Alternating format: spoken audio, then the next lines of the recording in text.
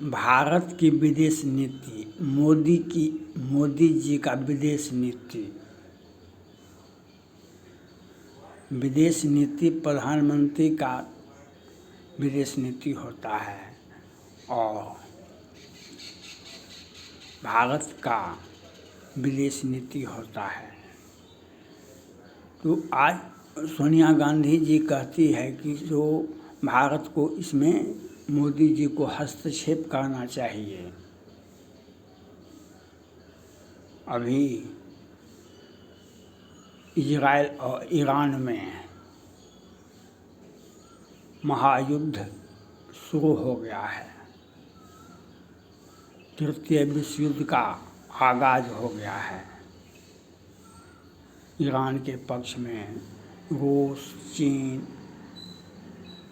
आ गया है। मुस्लिम देश सभी एक साथ हो गए हैं। क्रिश्चियन देश इजराइल के पक्ष में है। अमेरिका, इजराइल थोड़े युद्ध लड़ रहा है।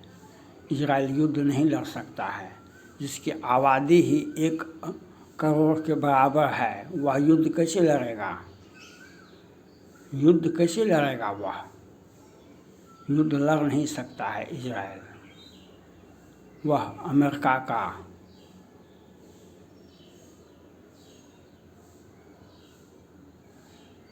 अमेरिका उसके बदले में युद्ध लड़ रहा है। अमेरिका का हित की रक्षा कर रहा है इजराइल।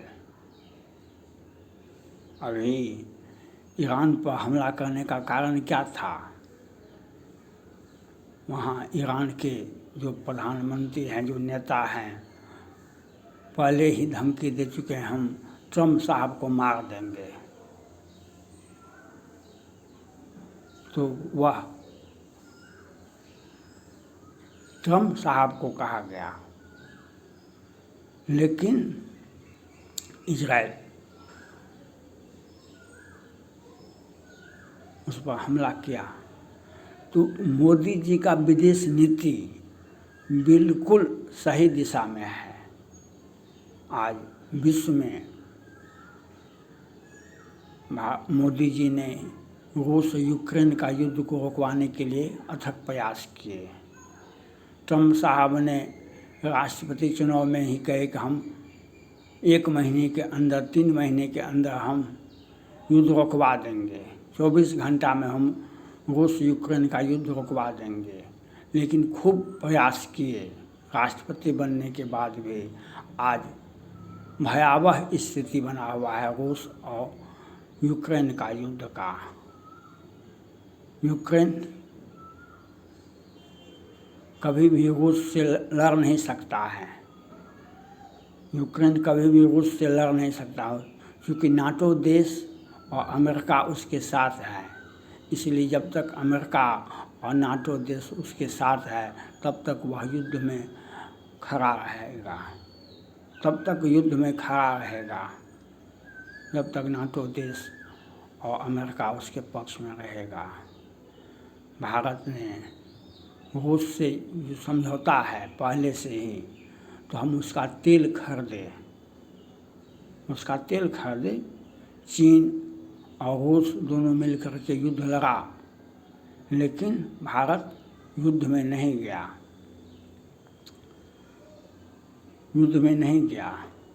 हम यूक्रेन से भी अपने बच्चे को वापस बुलाने में सक्षम रहे। हमको रूस से भी समझौता करना पड़ेगा, यूक्रेन से भी समझौता करना पड़ेगा, हमको इजराइल से भी समझौता करना पड़ेगा, हमको ईरान से भी समझौता करना पड़ेगा। क्योंकि जो पंचशील का सिद्धांत है, गुटनिरपेक्षता का सिद्धांत है, वह जब नेहरू जी प्रधानमंत्री बने तो गुटनिरपेक्षता का सिद्धांत, पंचशील का सिद्धांत, वही आज भारत को काम आता है। हम इजराइल, हमारा सामरिक एक संबंध है भारत पर। जब चाइना, पाकिस्तान हमला किया, तब तक इजराइल हमको साथ दिया। ईरान से भी हमारा अच्छा संबंध है, ईरान से भी हमारा अच्छा संबंध है, तो हम ईरान को भी नहीं छोड़ सकते हैं। उससे हम तेल, गैस सब कुछ आयात करते हैं। और हमारा अभी पाकिस्तान जो यूएन में कश्मीर का मुद्दा ले गया तो ईरान उसमें हस्तक्षेप नहीं किया। यह ठीक है, लेकिन भारत का परिस्थिति भी ऐसा नहीं है जो हम ईरान के पक्ष में चले जाएं, हम इजराइल के पक्ष में चले जाएं। हमें अपना देश को बचाना है। आज पूरे विश्व में अराजक की स्थिति बना हुआ है। इजराइल पर हमास ने संगठन ने इजराइल और क्रिश्चियन को मिटाने के लिए 2000 लोगों को मार दिया, अपहरण कर लिया। यह आज का नहीं है, यह युद्ध 1948 में पाकिस्तान से वह वर्दी खोल करके वहाँ के आतंकवादी और सेना आया और कश्मीर में हिंदुओं को मारना शुरू किया, हिंदुओं को मार के भगा दिया। महाराजा हरि सिंह अपना देश बनाना चाहते थे, वह नहीं भारत में मिलना चाहते थे, नहीं पाकिस्तान में।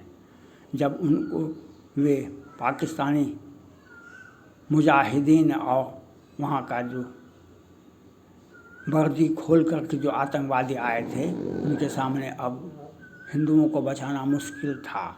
तब वह बेबस होकर के भारत में विलय किए महाराजा हरि सिंह ने।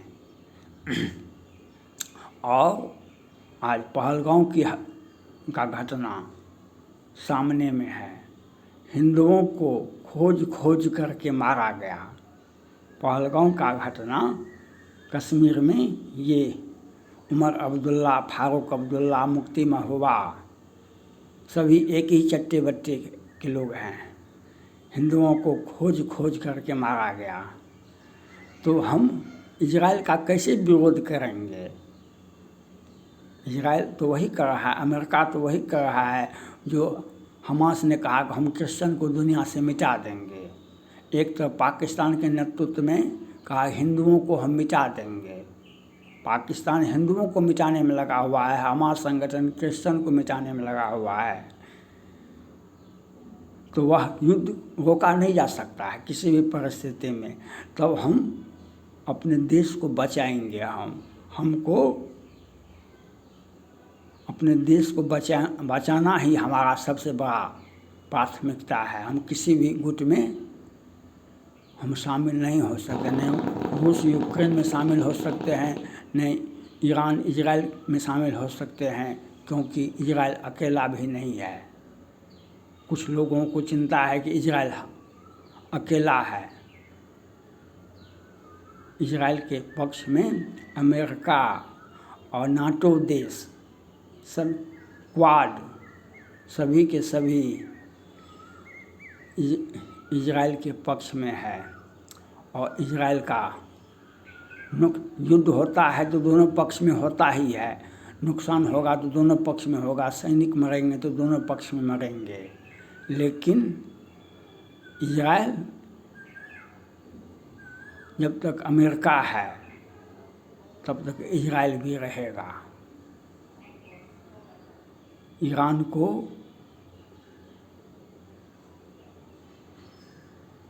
भी बहुत सैन्य क्षमता है, वह परमाणु बम बनाना हर देश का अधिकार है, न्यूक्लियर बम बनाना अधिकार है। लेकिन आपकी मंशा अंतर्राष्ट्रीय कानून को भी लागू करता है और वह उसके परमाणु बम से दुनिया को खतरा है, अमेरिका को खतरा है। वह आतंकवादी जिहादी हमास संगठन लश्कर तैयबा हिजबुल्लाह हुती के पास चला जाएगा। उससे मानवता को खतरा है। इससे बचाने के लिए अमेरिका मुस्तैद है। तो इसलिए भारत का जो विदेश नीति है, मोदी जी का जो विदेश नीति है, वह सम्यक है, समय के साथ चल रहा है और बहुत अच्छा विदेश नीति है।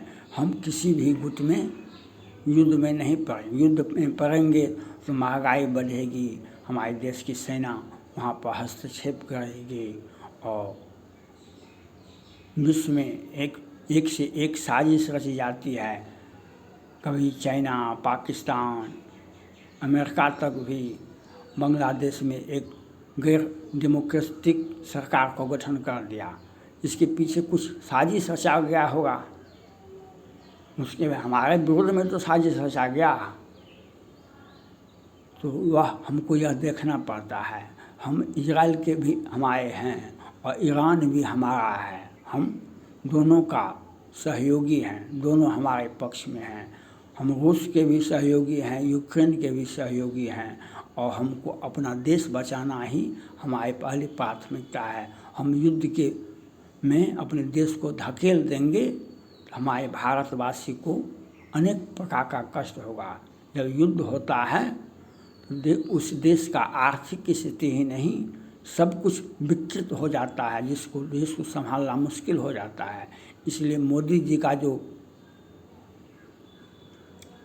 नपा तोला बयान होता है और अपने देश की रक्षा करना ही हमारा धर्म है और विदेश नीति मोदी जी का बिल्कुल सही दिशा में जा रहा है, क्योंकि जहाँ हमारा सबों में हित है, हम सबों के साथ रहेंगे, हम सबों के साथ रहेंगे और हम तृतीय विश्व युद्ध नहीं हो, हम यह चाहेंगे।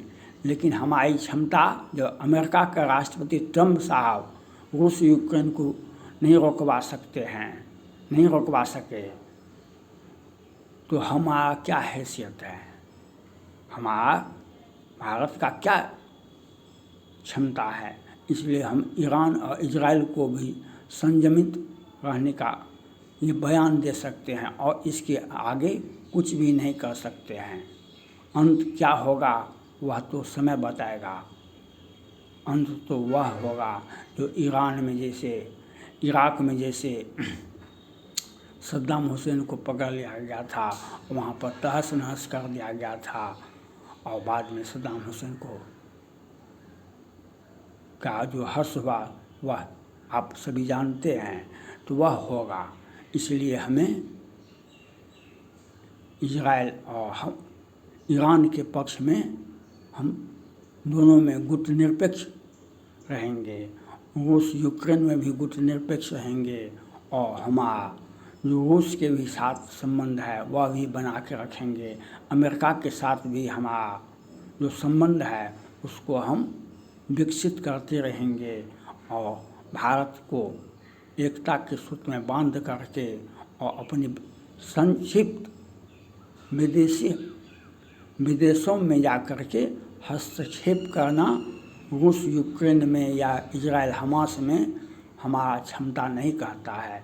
अपने देश की जनता को बचाना, अपने देश को बचाना मोदी जी की प्रथम प्राथमिकता है और हम इसका मोदी जी के विदेश नीति का हम समर्थन करते हैं।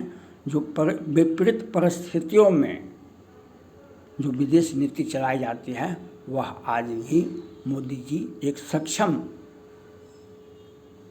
विदेश नीति को संचालित कर रहे हैं। हम उनका स्वागत करते हैं और हम कभी भी किसी भी परिस्थिति में संक्षिप्त बयान ही दे सकते हैं, संयमित रहने का ही बयान दे सकते हैं। इजराइल को भी, ईरान को भी, रूस को भी, यूक्रेन को भी, जो क्योंकि हमारा परिस्थिति ही इस प्रकार से है जो हम सबका साथ चाहते हैं और विश्व में तृतीय विश्व युद्ध नहीं हो और भारत का जो विदेश में विश्व में जो महत्व है वह तभी तक बना रहेगा जब हम किसी भी गुट में शामिल नहीं होंगे, तभी तक हमारा विदेश नीति संतुलित रहेगा।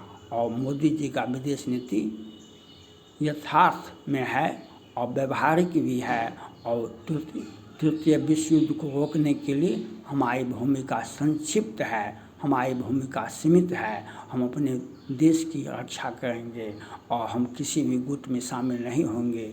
मोदी जी का जो विदेश नीति है स्वागत योग्य है, भारत के हित में है, हम उनका स्वागत करते हैं। Thank God.